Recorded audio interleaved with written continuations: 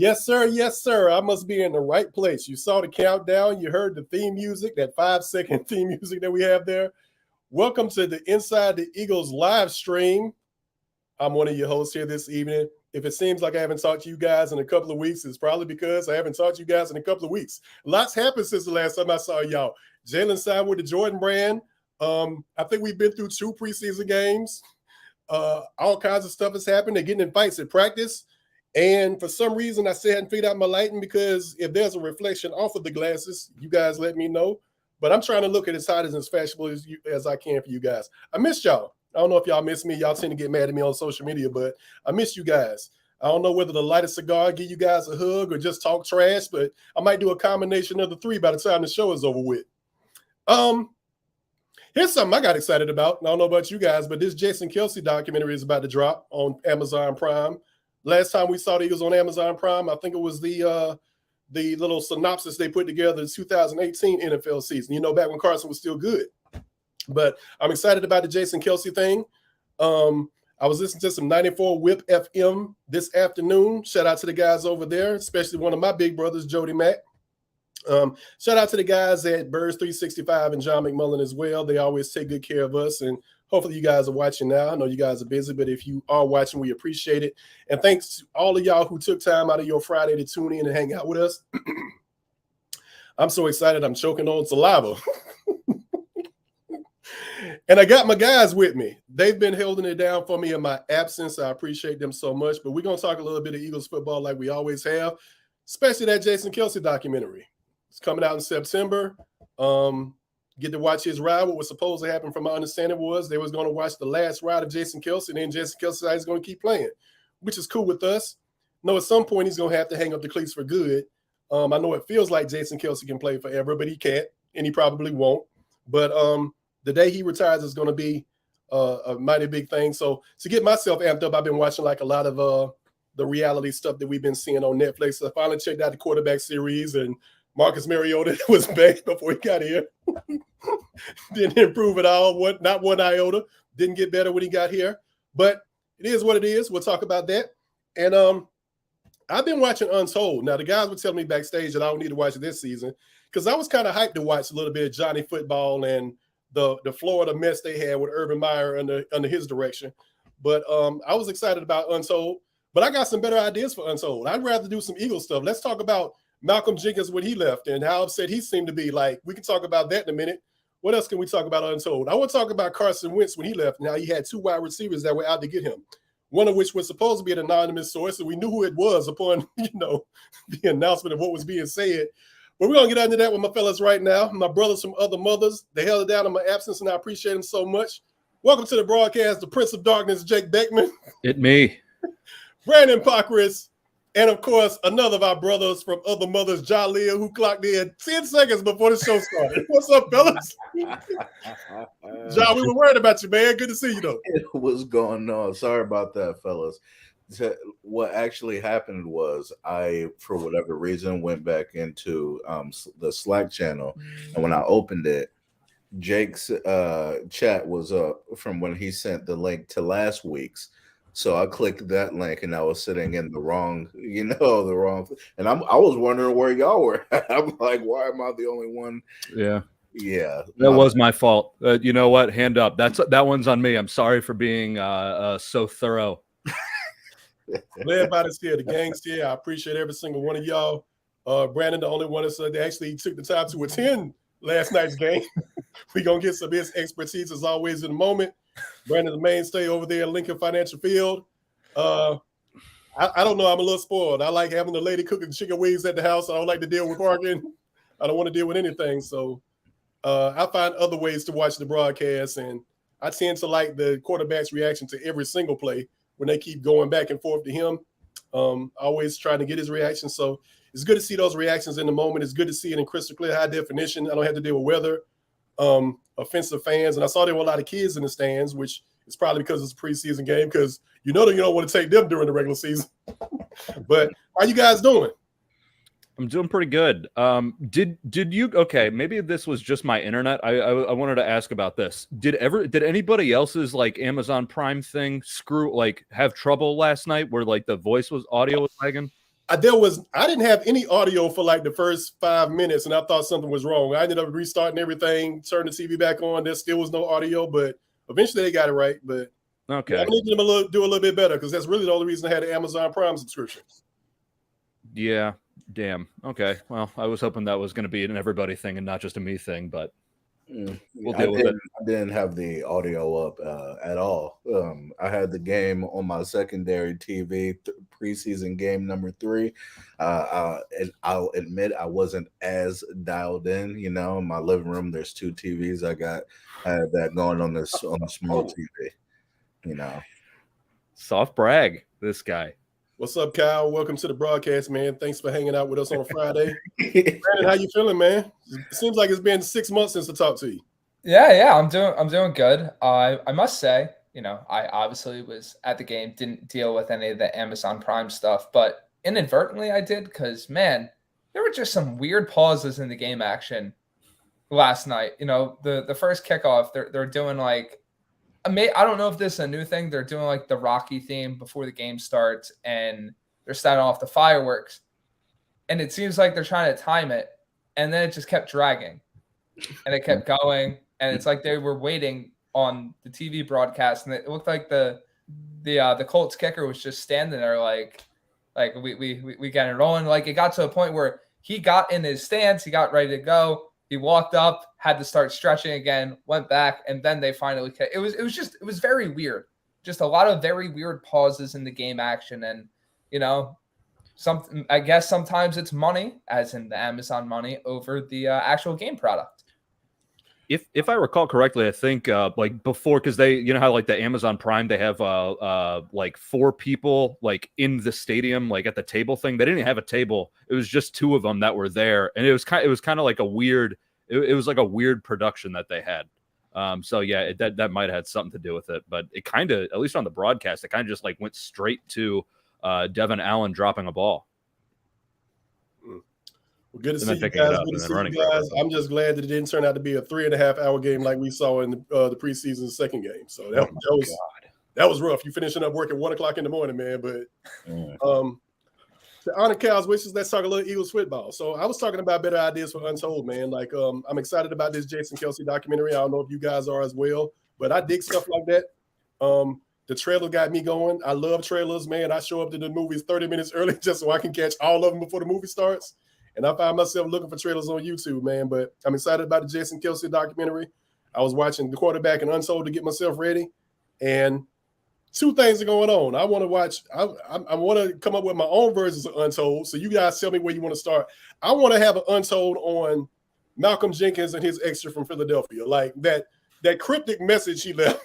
You know, Malcolm Jenkins is a real smart guy. He's real thought out with his words and everything. So when he intentionally decides he's not going to say goodbye to guys like Howie Roseman, I felt like it was a little something personal there. And maybe that's just me just looking for drama and something to talk about, the writer in me. But I want that, and I want a Carson Wentz documentary because I want to know what really happened between him, Nelson Aguilar, and Alshon Jeffrey. That's my thing. What about y'all? Those are 2 good options. You can never get enough Brian Dawkins stuff. Yeah. You actually, between the 2 that you said, it seems like they're trying to go with problematic people. Like they with the Manti Te'o had a weird thing going on with him. They had the Manziel and the Urban Meyer one. Yeah, they're really just kind of trying to, for some reason, make these people seem like better people or human beings, even than the slightest, which is a weird move. So if out of those 2, you'd think it would be the Carson Wentz one because you know, he's a loser. I got one. I think those are good too. How about the rise and fall of Chip Kelly? You know, that first year coming out the gate, catching everybody off guard. The offense was going crazy, and then the catastrophic decline. You know, I would like to see those things kind of explained, go behind the scenes, let us know what was really going on. And you know, I'm not even a big documentary person. Only sports documentaries about people that I actually care about. So it's very niche for me.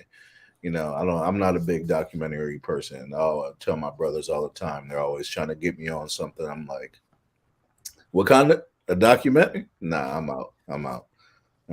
Yeah, that's the best thing about that ESPN Plus is just getting the entire 30 for 30 library. When I was working overnights, man, you crank out. That was the wrong word for it. You could watch probably like 4 of them like a night or something like that. I think for me, I mean, this new season, the Mansell one I actually enjoyed, but I will say they didn't, dive insanely deep as much as I personally wanted them to into a lot of his issues. I think they could have split that into a 2-parter where, you got the fall or the rise in the first one and then the fall in the second one. And I think the good thing about the Mansell one was he's there and he wasn't exactly denying everything. Like the claim that, oh, he didn't watch film. No, he came on there and said, yeah, I didn't watch any film. Now, the what do you call it? The Urban Meyer one? Everything I've heard is that they basically paint Urban Meyer out to be the good guy, and they avoid a ton about the Florida team under his quote-unquote reign. I need a legit documentary, like one that like dives deep into what was going on there. And we'll get into the Eagles ones I want to see in a second. But between, Cam Newton was on that team, Aaron Hernandez, Tebow, the Pouncey twins. I think Riley Cooper was there. You just all these different Riley Cooper, just insane personalities on one team. Just I don't know how you don't try your best to make that one happen. But to an Eagles perspective, this has been done before, but why not do a Donovan McNabb and Terrell Owens one better? Why not do something about that dynamic, but even better than what's been done before? Chip Kelly was a great one. Trying to think here. Rhonda said, "What about Vince Young and the Dream Team?" Like, I'm down for that too. Yes. Yeah. Now. Yeah, I mean the Dream Team's probably a perfect one, but I feel like the McNabb Terrell Owens one, it would be great if number one they did it actually legit and actually dove deep into it. But number two, with how the Urban Meyer one has gone, it'd be very funny to see how they would try to spin it to not really look at everything that happened. I'm very interested to see who they spin it in the favor of, whether it be McNabb or Terrell Owens. Real quick, good call, Mom. That's a good one. That's my mom, y'all, Rhonda Williams. Yes, sir, yes, sir. she's dialed in every week. Appreciate it. So, Rhonda, we appreciate you taking time. Miss Williams, I'm gonna stop that. There it is. Now, my mom would come out the grave and slap me right down here or something like that. Miss Williams, we appreciate you hanging out with us on Fridays and stuff. And they need to get like the guy who did Inconvenient Truth. They need to get that guy to do the Urban Meyer one. Like, really, just put his feet to the fire. That's never going to happen. I don't even know what that is. What is Inconvenient Truth? What is that? What's the word? Climate change thing.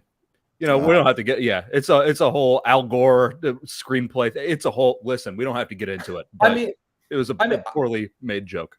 I mean, why not get the guy that did the You documentary for 30 for 30? I feel like that would be the perfect person to handle it. I mean, that documentary went into everything. We watched a documentary in the making of Jalen Hurts' career. Jalen Hurts is living his best life. I don't know if y'all noticed. He's in a new tax bracket.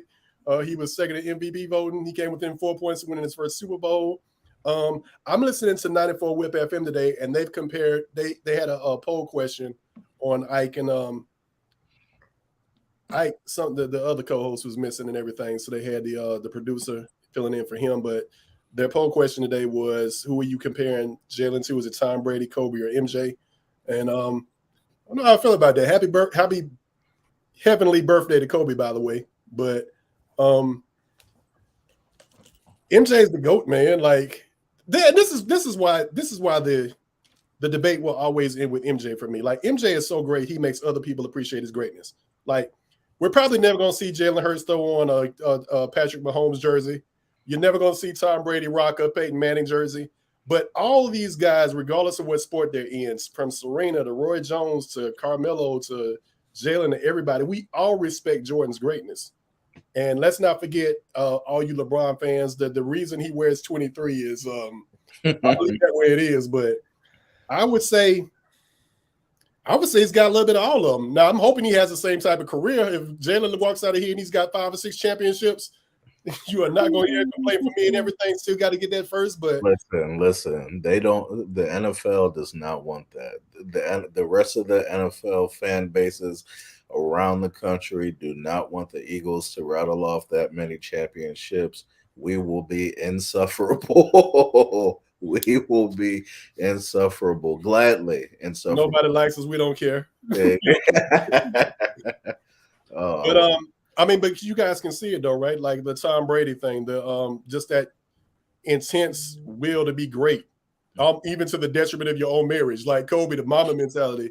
MJ just Suge Knight on a basketball court. It's just I don't see Jada knocking out teammates or anything like that, but I think I see a little bit of all of those mentalities in all of them. But the thing I like about all those guys, and the reason we respect them so much, is because they got the hardware to go along with it. And Jalen's going to eventually have to get that hardware to be seen in the same conversation. But the capability is there to get it. I don't know if he will, but the capability is there. Like, I don't think he's hit his ceiling yet. Yeah, it's weird. It's weird to compare him to any of those guys, because Jalen's like a psychopath in his own right. Like he's not a psychopath. Like, well, if you pump fake the ball in Jalen's face, I don't think he's going to flinch either. But he's not the same kind of psychopath that Kobe was. He's not the same kind of psychopath that Jordan was, or the same kind of psycho that Tom Brady is. He's kind of his own brand of psycho, and that's good, because I mean, it's different. I don't know. You get what I mean, though. You get what I mean with that. I think what the difference is between those is that he seems to be more personable, to the guys around him. Kobe and Jordan especially were very abrasive to their teammates, and Jalen Hurts doesn't seem to be that way, but he does seem to still have that same type of drive. I think it's just like a year ago or so, if I remember correctly. Y'all correct me if I'm wrong, but somebody asked him about his hobbies outside of football, and he said that he doesn't have any. Like, football is it for him. That is his hobby. So yeah, that type of focus is what we're talking about. He's not going out there going hunting in the off season, going to the lake, going fish. No, he's drilling and he's getting better, and that's the type of commitment that we wish that Carson Wentz had. If he took the natural talent that he clearly had and he worked that hard, and maybe his career would have went differently. But it is what it is, and we got Hurts now, and I'm happy about that. Better teammate too. Like, Carson didn't even want to deal with you if you wasn't talking about hunting. So you ain't have the exact same interests I am. I don't even want to be your friend. So, but go ahead, buddy. I just think it's so hard, because it's like, more so than the Brady one, like the Jordan and Kobe comparisons, it's so hard to talk about it without, like, because it's like, one, if you're going for like a literal comparison, you're setting a guy up to fail, because you're talking about two of the most successful athletes of all time, let alone basketball players. Mm. Good stuff as always. Well, I'll get to that in 1 second. Some breaking news just happened with Trey Lance, but we'll get to that in 1 second. What happened? He just got traded to Dallas. So, but to my point with the different NFC's quarterback, the best NFC East quarterback, it's very unfair to stack him up in terms of accolades, but I think you see it with him. Hurts is just, I think he has the best mentality, or one of the best mentalities out of any athlete in the NFL, let alone quarterback. Look at what he's gone through, whether it's at Alabama, whether it's at Oklahoma, just coming into the league. The odds have always been stacked against him, and he's always overcome those odds. And he's always beat those odds, and he keeps improving every single year. So that gives me kind of that Kobe mentality, where he's always locked in. He's always trying to improve. And I think he's going to work towards that Brady mentality of just being that unflappable competitor that just day in, day out is just consistently trying to beat everybody. I don't fear Trey Lance in Dallas. Like, I don't fear Dallas. Like, I'm confused. You see, okay, here's the thing. I'm confused. Why? So does that mean like Dak's gone in the next few years? Like, yeah, I'm assuming. I mean, hot seat. yeah, like wait. I don't think he's better than Dak. And I'm self on Dak and everything, but I don't think he's better than Dak. Like, I mean, the guy played at North Dakota State University and stuff. Like, he didn't do it in the SEC or the Pac-12 or anything that we care about. Like, I barely knew what North Dakota State was before we started talking about Carson Wentz and everything. And then, minimal starts, and then all of a sudden we're surprised because he's not ready for the speed and the complexity of the NFL game because he didn't start in time. But I don't fear him, and I definitely don't fear him in the sense of we're talking about him under the direction of a Kellen Moore-less offense, because Kellen Moore is a whole lot better than we give him credit for being. We just didn't want to say that because of where he was and the colors he was wearing. But I don't fear Mike McCarthy. Like, Mike McCarthy has a Super Bowl because where are my lights? Mike McCarthy has a Super Bowl because he had Aaron Rodgers. And Mike McCarthy, I don't trust him with the clock. I definitely don't trust him with Dallas's offense. But that's fine with me. You be exactly pathetic and mediocre all you want to. That's fine with me. I'll take that. And that's why it's so hilarious. You take two, based on what we just went through too with the 49ers and them, anything that they do that's just kind of stupid right now to me is funny. And what that trade is an admission of being stupid. You played, this whole keep it a secret game on who you were going to select in that draft. Like, is it going to be Mac Jones? No, it's actually Trey Lance. Guys, we got you. We got Trey Lance. He's the big secret, and he's going to be great, even though he's barely played. And to trade him already is an admission that we completely blew that third overall selection in that year's draft. And for the Cowboys to bring him in, like, for what? For what?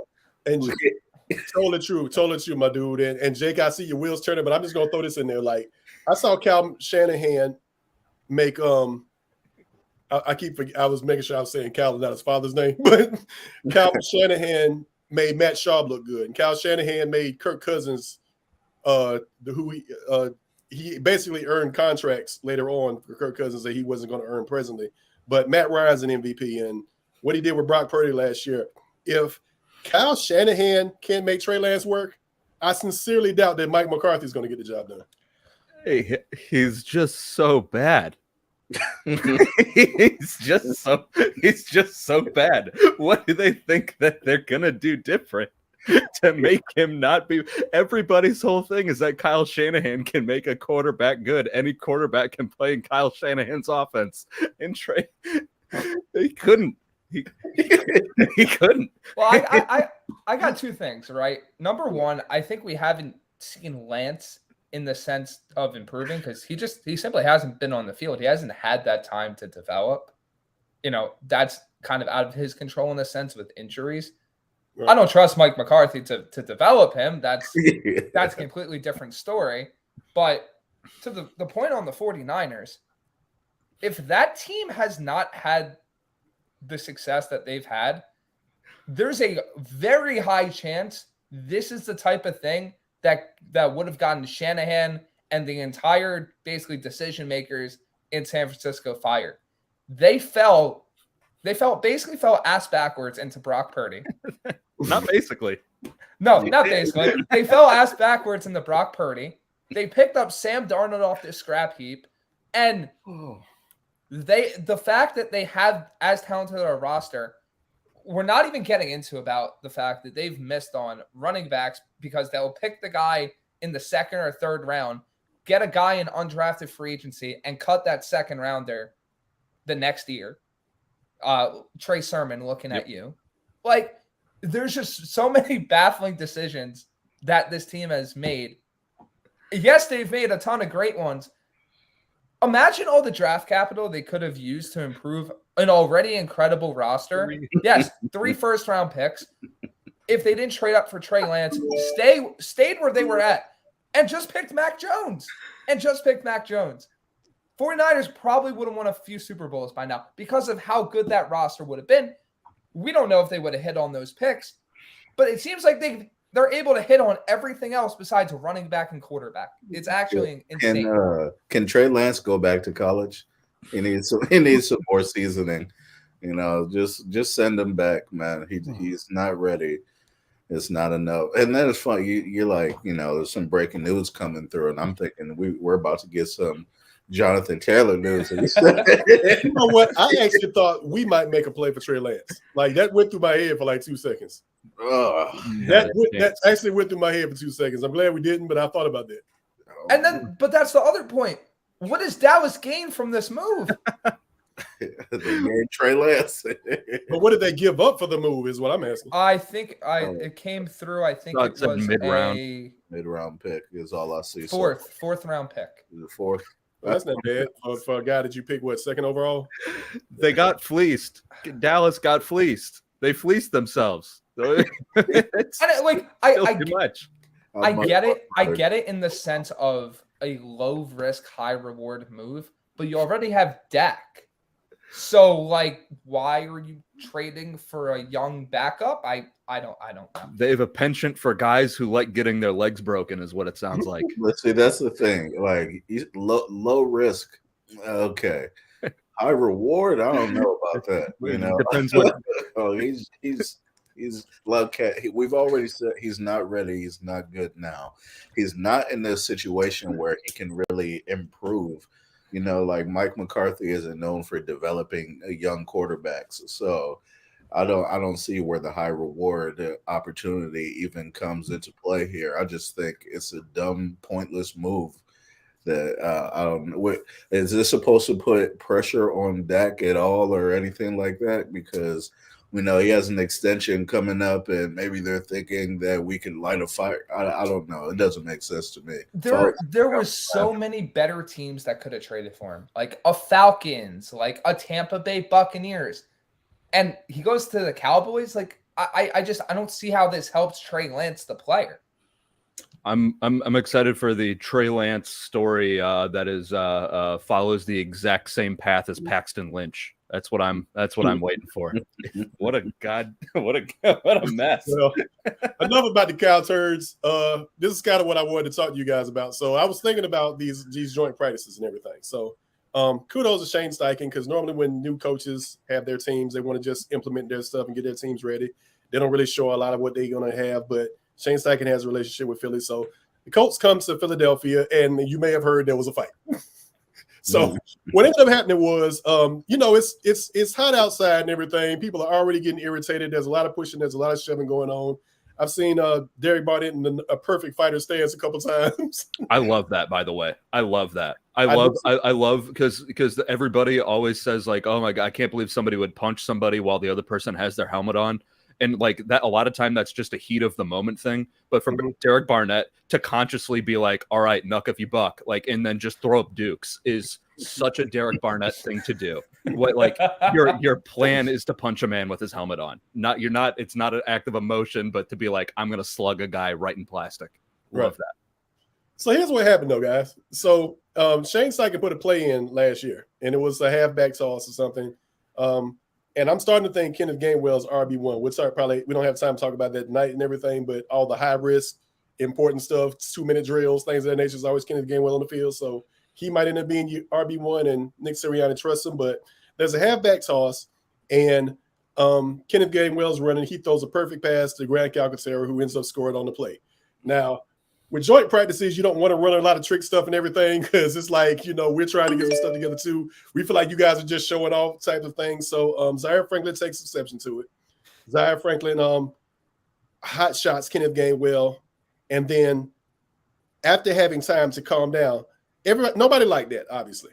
And the reason Nick Sirianni did it was kind of like an homage to I was going to say Frank Reich, but Shane Steichen. Yeah, I believe that was Shane Steichen's play. That was Shane Steichen's play, and Jalen actually kind of put the media on this later on and stuff. But Nick did it to kind of, say, what's up. But the players don't know that. So they see the trick play being run and everything. They think you're trying to show them up and stuff like that. Zaire Franklin blows up Kenneth Gainwell, and then after having time to calm down, the following play he blows up Kenneth Gainwell again, and then Jason Kelce goes full Hulk smash. So Jason Kelce goes Hulk smash.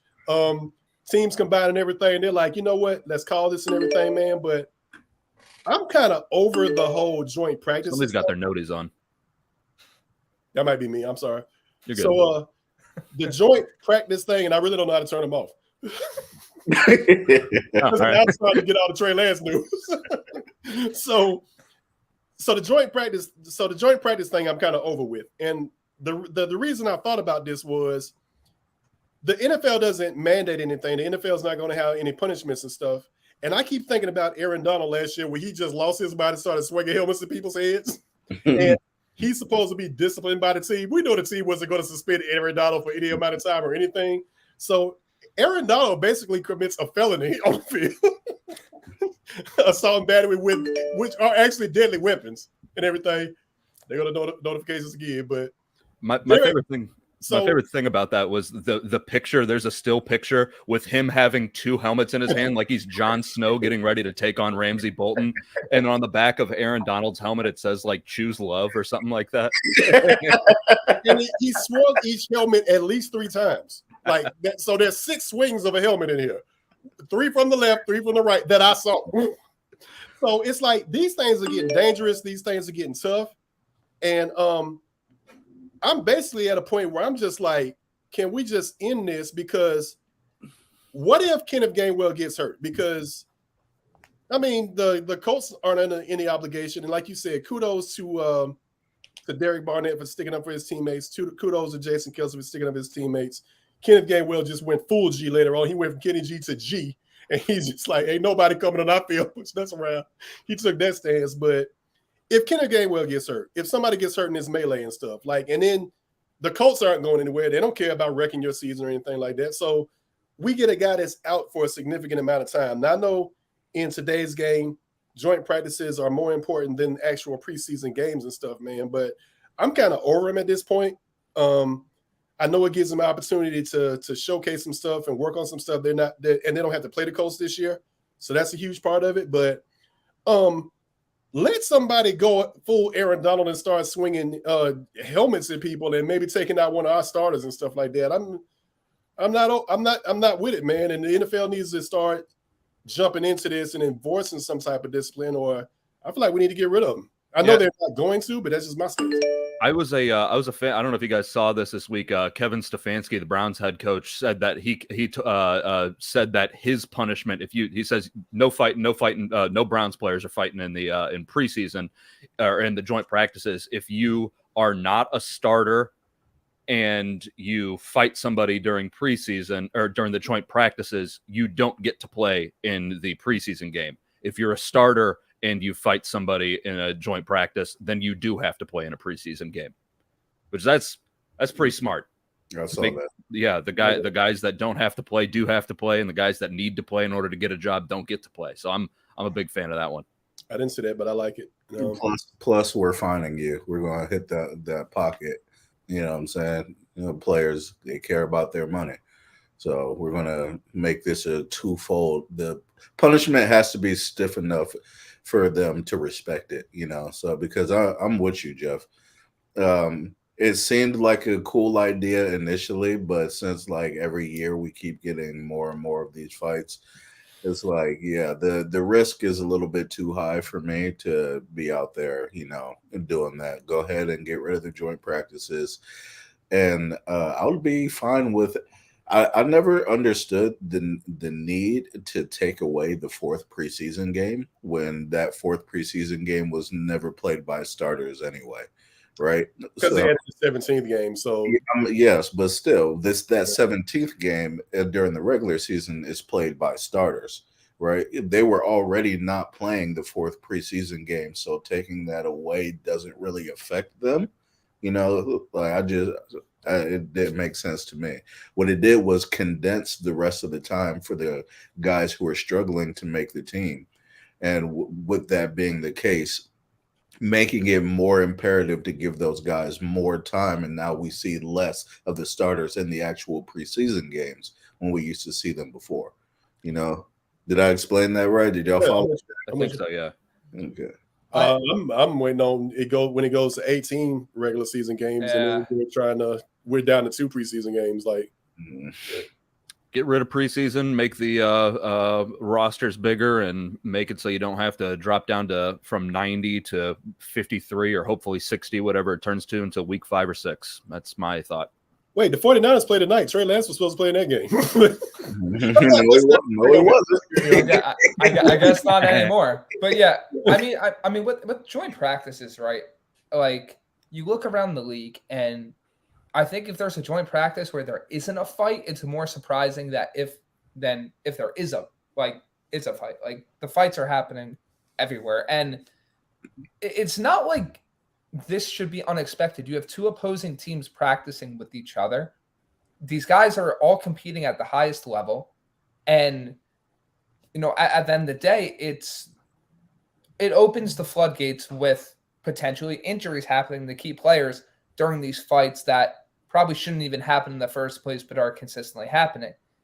The problem becomes these joint practices are really supposed to be like ways for the starters to get reps against another team in a controlled environment where the quarterback doesn't have the risk of getting his legs taken out from under him or getting blindsided, where if that happens in a preseason game, you have that risk. It's live. It's not like the edge rushers are stopping in front of the QBs. It's not like the defensive tackles are just pulling up. No, but that's live action. Joint practices are a way for quarterbacks to get that work in, and offensive linemen will work one-on-ones where in a game they might not have that opportunity because of stunts and different things like that.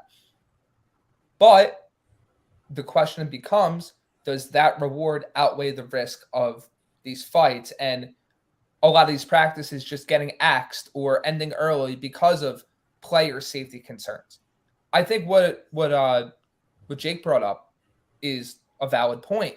I don't think you necessarily need to have as significant of a cut down. Mm-hmm. I don't think you necessarily need to go from 90 to 50.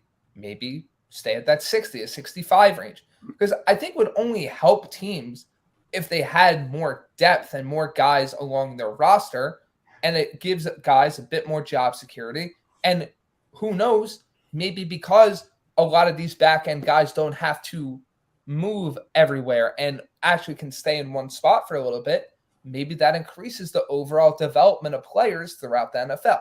Mm-hmm. So it's a balancing act of, if you want to get rid of the joint practices, then mitigate some of the risk for those back-end roster guys, because that's a lot of time what it's for.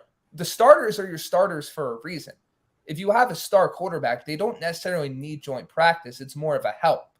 But if you want to keep the joint practices, and this is the other side of it, how do you make them safer? Or is it an automatic fine for anybody that fights? So now you're impacting the money.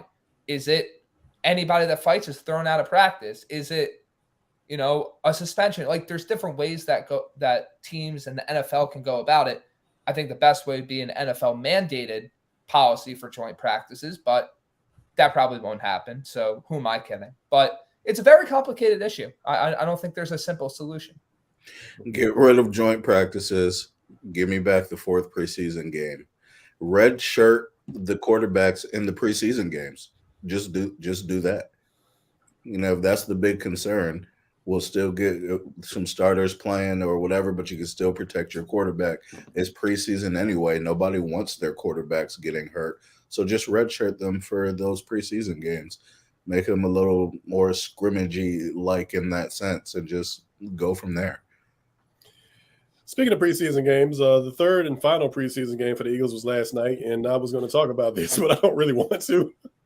We got 20 minutes left of the broadcast, and we wanted Brandon's opinion on some of the stuff he saw and everything, but we'll just fold that over into the next thing. I mean, we intended to talk about it. I had graphics and everything.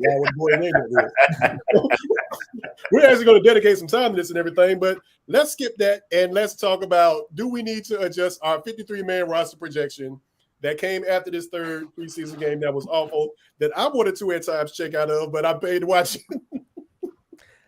Hey, I was there. I can sum up the game in a very quick sentence or two. Hey, do it. Eagles backup defense might be better than what we thought. Tanner McKee QB2. That's and Anthony Richardson fun to watch. That's kind of all I really got. Oh, also backup Eagles receivers not great. I have one extra question. Aaron Sipas question mark. Terrible. Absolutely. There we horrible. go, baby. I can't, and I get it. A lot of the times they were pinned back. It seems like he just doesn't have juice in his leg. No. I don't look. I'm not a professional punter. I don't understand how it works. I'm putting that out there. It looks like he just doesn't have the juice to really pin teams or kick the ball far enough. It felt like every time the Eagles punted, the Colts were starting at the 30-yard line or better.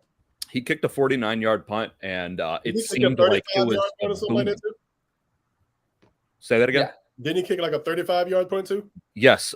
He kicked a 49, 44, and a 42-yarder. The 42, but it like dribbled back to 42. Okay. The ball went 35 yards. The guy is terrible, and that's why he's not on my 53-man roster. They don't have a puncher on my 53-man roster. I'm worried about, have we gotten to a point where the Eagles don't value punters like they don't value like linebackers? Like, they should. They should. Absolutely. But I see no reason that he's here other than the fact that he's Jake Elliott's holder, and Jake likes him a whole lot. But we can find another holder, right? But I'm like, you saw the Super Bowl. Like, you have to understand that this could end up costing you.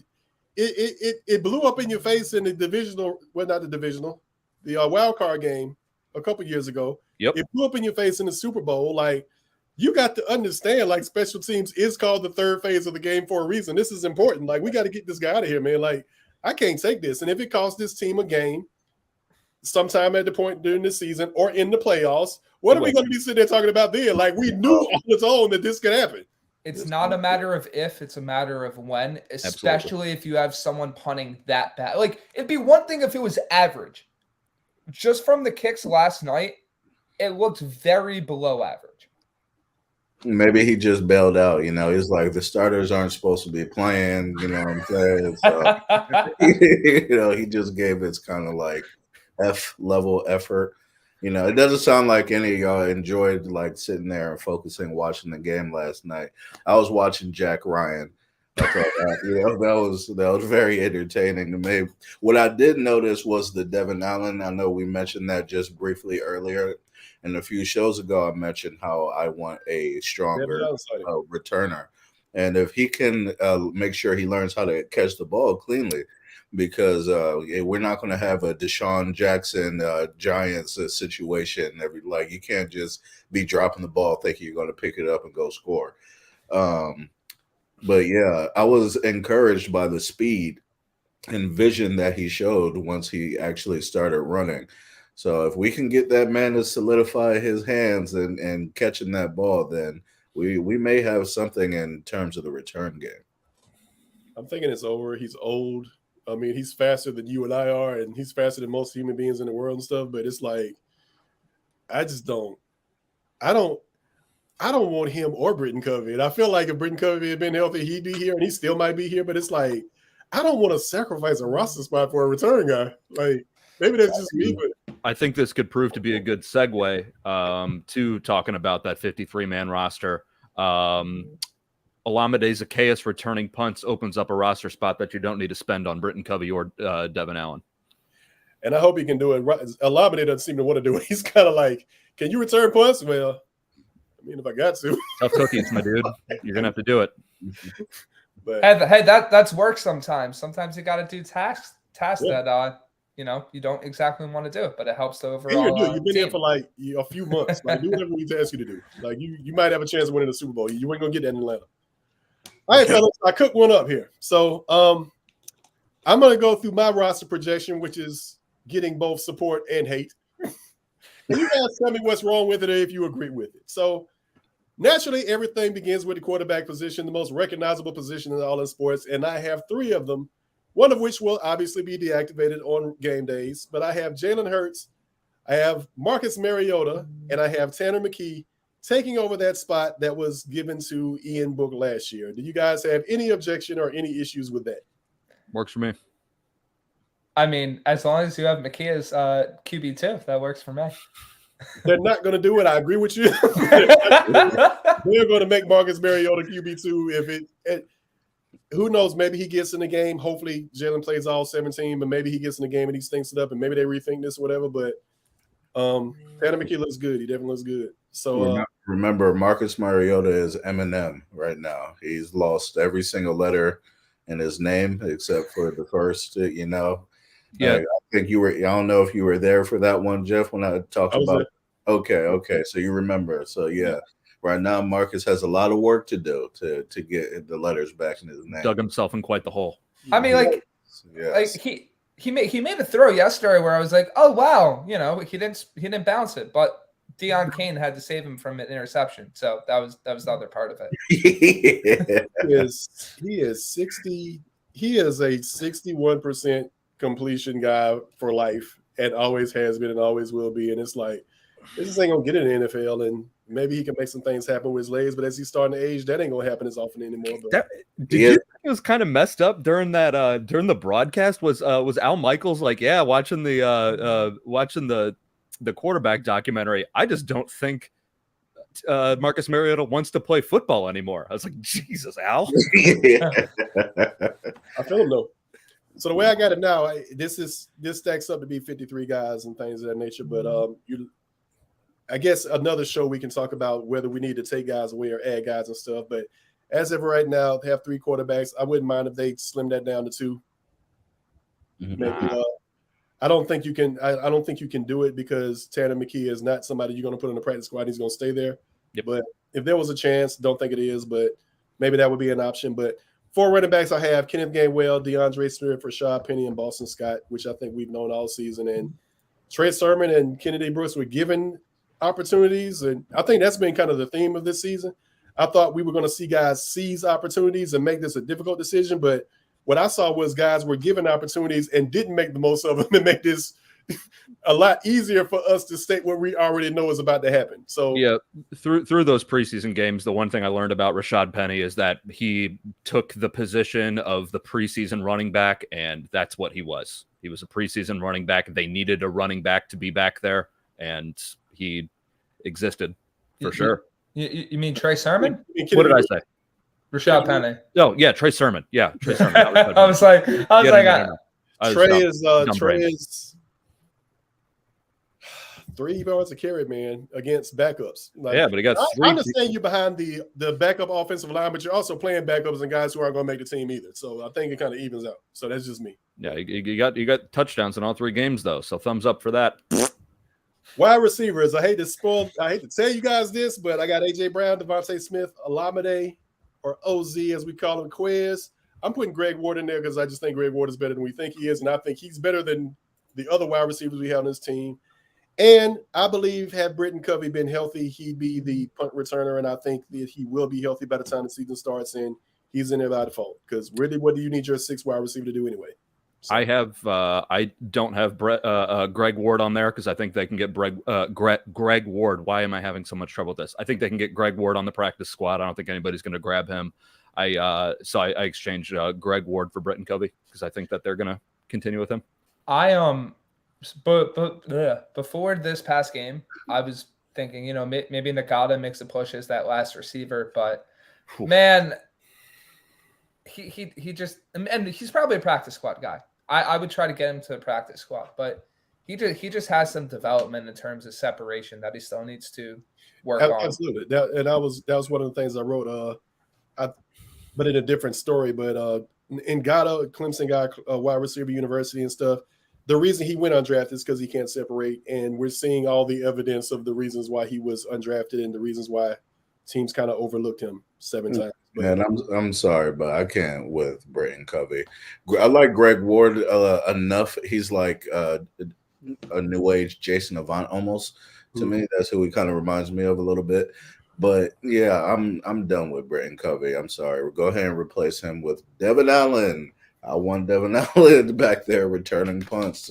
Like I said, I want some explosion. I understand the importance of these roster spots, but no, like if we're going to keep that many wide receivers on, and one of them has to be Britton Covey, I'd rather it be Devin Allen. For let's keep watching this, because sometimes what people explain to me is like, and it's true, kick returners and punt returners aren't the same guy, and it's hard to get. Sometimes you can get a guy to do both jobs, but I think the kickoff thing with Devin Allen is you're then talking about maybe making one guy miss and then just straight line speed and getting past everybody as fast as you can, which would work for Devin Allen, the track star. But punt returns is more about making a few guys miss, things of that nature. Because you remember, like you saw Deshaun Jackson, he returned punts, but you were never going to see him take off kickoff returns. You saw Darren Sproles take punts, but then you saw Josh Huff, for instance, on kickoff returns and things of that nature. So I know in my mind, even though we have all played this game, it seems like if you do one job, you can do the other. I feel like if you can play right guard, you can move a couple of steps to the other side and play the left guard too. But I have just a side note. I don't want this to be a whole thing because we're running low on time. But one thing I noticed this preseason, glaring lack of squib kicks. I thought there was going to be a lot more squib kicks, and that seemed like a very good time to practice doing them. But very glaring lack. And it seems like that's been like that for every preseason game that I've watched. I just wanted to throw that out there. That could be a topic for another time. We may go a little in overtime, but I don't want to take too much of you guys' time or the viewers' time either. But so I'm going to try to speed through this and things of that nature. But tight ends, Dallas Goedert, Jack Stoll, Grant Calcaterra. I got Tyree Jackson on there. I think they like him. That's the only one where I'm like, if they're confident in their ability to develop a guy like Tyree Jackson, I think it's worth it to bet on that type of upside. Cool. Offensive lineman, I'm going to put 9 in here. I thought about 10, but I was trying to dedicate spots to other positions. Jason Kelce, Jordan Mailata, Landon Dickinson, Cam Jurgens, Lane Johnson, we know are the starters. Your reserves, Tyler Steen, Sua, Jack Driscoll, and Fred Johnson. Like, I don't know if it was you guys I was talking to, but I told you Fred Johnson was going to make this team. Fred Johnson's in there, got cut and then signed a 2-year contract. I was like, yes, he's in.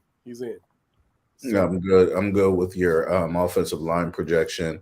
I'm really happy from what I've been hearing about Tyler Steen too, actually doing well in multiple positions on the line, moving around. That versatility is great. And Stout likes that. Stout likes that a lot. So, and Fred Johnson, I'm hearing good things about him too and stuff. But Cam Jurgens also possibly can play center and stuff, because I really don't have a backup center here, if you notice, but maybe Cam Jurgens can play some backup center. Or that was one thought that I had. I thought potentially maybe, what is his name, Josh Andrews. I thought potentially that, because if Jason Kelce does go down, like this is one where I could see them throwing in 10 people rather than 9, because if Jason Kelce does go down or something like that, or takes time out, do you want to switch up your entirety of your line where you have to bring in or you put Cam Jurgens at center and then throw Tyler Steen in at a guard? Or would you rather just have your entire offensive line be the same, but just have a backup quarterback? So that's my thought with that. Yeah, I was kind of thinking that too. Like if there was anyone else, I would probably be a backup center like Andrews, just not only to keep most of the continuity, but also have a guy that's snapped before at an NFL level. So Stout, like, and then like you mentioned, Jake, with an injury or something like that, Stout would rather sub one guy than sub a guy and move somebody else. Yeah, then switch up the entirety of the offensive line and all the good vibes and chemistry. Yeah. All right, defensive line, I got Fletcher Cox, Jalen Carter, Jordan Davis, Milton Williams, Brandon Graham, Josh Sweat, Derek Barnett, and I got Teron Jackson and Marlon Tui Pelotu, but I'm feeling like I'm going to take one of those guys out of there, and I'm going to put Moro Jomo in and maybe Kentavious Street. So I may swap Kentavious Street and Moro Jomo for Teron Jackson and Marlon, because I feel like if they're stashed on the practice squad, nobody's going to touch them. How many people do you have there total? Because I have it in 2 things. I have edge and D line. Yeah, I kind of lump some of the edge guys in with the linebackers just because that's their position. But yeah, so for edge, I have Graham, Nolan Smith, Hassan Reddick, Josh Sweat, and unfortunately Derek Barnett. D line, I have Cox, Carter, Davis, Williams. I have Marlon Tui Pelotu and Moro Ojomo. So I have 11 guys there. I think we're about right, because linebackers I got Nakobe Dean, Zach, and Nicholas Morrow. Then I got Nolan Smith, Hassan Reddick, and I got Christian Ellis, the special teams guy and stuff. So Oh, you have Nicholas Morrow for a linebacker. I'm actually putting Nicholas Morrow on the squad. Yeah. See, I had Dean Cunningham and Christian Ellis. I'm wondering if Morrow making the team, to be honest with you. Like, I don't think he will. You think so? I don't think he's going to. No, He's bad. Like, yeah, congratulations starting last year for the Bears. I mean, he was also playing last night.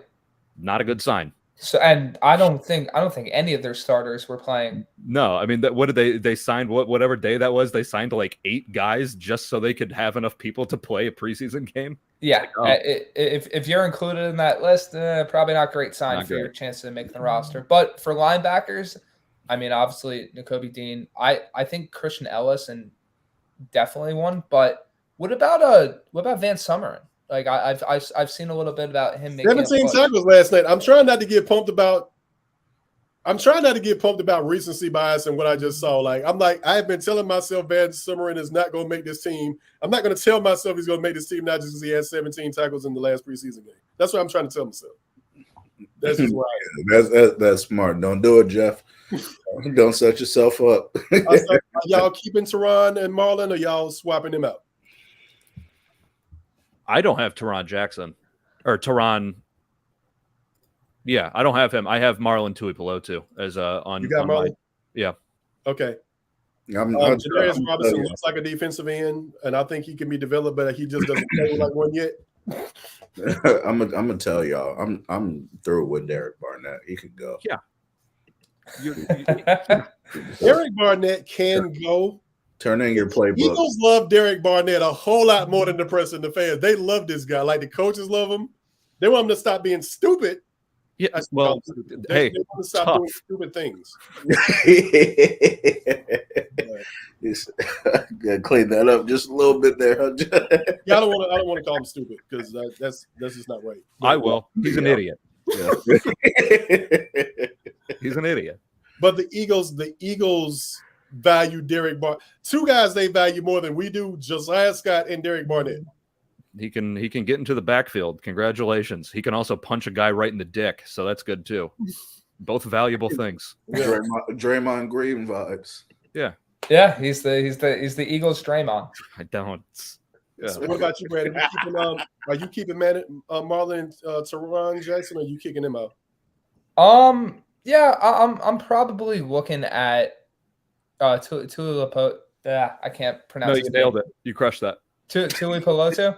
Yeah. And I like Ajomo. I like Ajomo a lot. So I like Ajomo, and I don't feel like they can keep Ajomo if they try to stash him or sneak him through waivers and stuff. So I feel like he's got to get in anyway.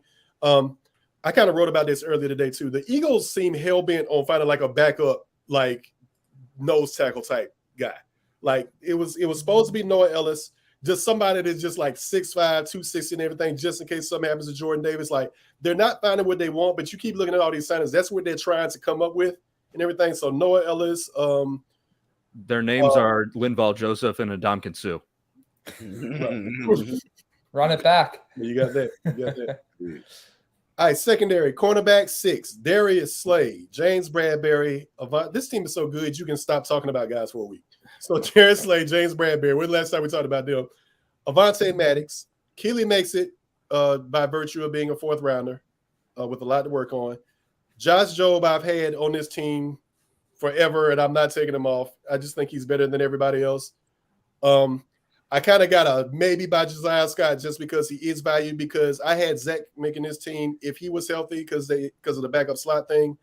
They don't really have a backup slot guy, which may lend to why we've seen James Bradbury practicing in the slot. He's taking slot team reps during his career, and he took some in practice and stuff. So maybe if something happens to Avonte Maddox, which we know it will, maybe you slide James inside. I wouldn't, an all-pro outside corner who slide him inside. I wouldn't do it. But I like Eli Ricks. I like Mario Goodrich. I like Mekhi Gardner. And I know everybody's on the Eli Ricks thing. I got him behind Mekhi Gardner, and I don't have Mekhi Gardner making this team. So I got 8 people. I got Slay, Bradbury, Maddox, Ringo, Job. We got all those. I got Eli Ricks. I got Mekhi Gardner and Mario Goodrich. I got 8 people there, and I know That's a lot. Eli but- Ricks has been one of the best cornerbacks in the league during preseason. Yeah. He has to make the team. Yeah, I like the fact too. I didn't mean to cut you off, Brandon, but I like the fact too that he did it against starters yesterday too, and they were trying to pick on him and it wasn't working. But go ahead, Brandon. I'm sorry. Yeah, the Eagles, I think by necessity, if they even want to even attempt to keep him on the practice squad, they have to keep him on the roster in the sense of another team's going to claim him. He showed too much in the preseason games, especially yesterday. The way he was closing out on passes, the way he was in coverage, it just some team's going to take a chance on him, and the Eagles need to keep him because that's your perfect developmental guy. Where if you let him stay in this system, he's going to be very good for the Eagles going forward. So you guys want to say Darius, James, Avante, Keely, Josh, and Eli? I know you got 8. Yeah, I got 8 just because I think that they're going to need the depth there with 2 guys that are over 30 being their starters. Where are you taking the depth away if you're keeping 8 at corner? I have so far. Well, I don't have a punter, so that's 1 extra. Okay. I have. Just put a guy on the practice squad to elevate him on game day. Why the hell wouldn't you? That's what they did for Brett Kern last year. Yeah, it's not a bad idea. All right, so safeties. I've kicked. I actually put Terrell Edmonds on here, and I didn't mean to. Terrell Edmonds, Reed Blankenship, Sidney Brown, Justin Evans. I'm going to change that now because that should say Kayvon in the place of Terrell. I don't have Terrell Edmonds making the team. Oh, see, I do. I have Blankenship, Edmonds, Wallace, and Brown. That sounds right to me. Yeah. Yeah, I think Terrell Edmonds is. I think that he can. Yeah, I was going to already say I think he can get it, but that's not it. I think he can play. So if you're at 8 corners and 4 safeties, who obviously like the punter, who are you keeping off? So I have 3 quarterbacks, 4 running backs, 5 wide receivers, 3 tight ends, 9 offensive line, 5 edge, 6 D line, 3 linebackers, 8 corners, 4 safeties, 2 special teams. So you're going light D line. Okay. Light D line.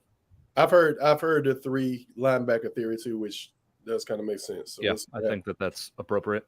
I guess my thought process with the corners is that, if you keep more and let's say some of the safety guys don't work out in a sense, you maybe can try some of them in like a hybrid role. Yep. Where you're not playing them at safety all the time, but maybe in a specific package, you're sliding like maybe a Ricks or a Keely Ringo in a safety sense. Eli Ricks in a 3 safety package. Yeah. Kind of stealing your idea here, Jake, too. I do have the 3 specialists, but I'm not opposed to dropping the long snapper.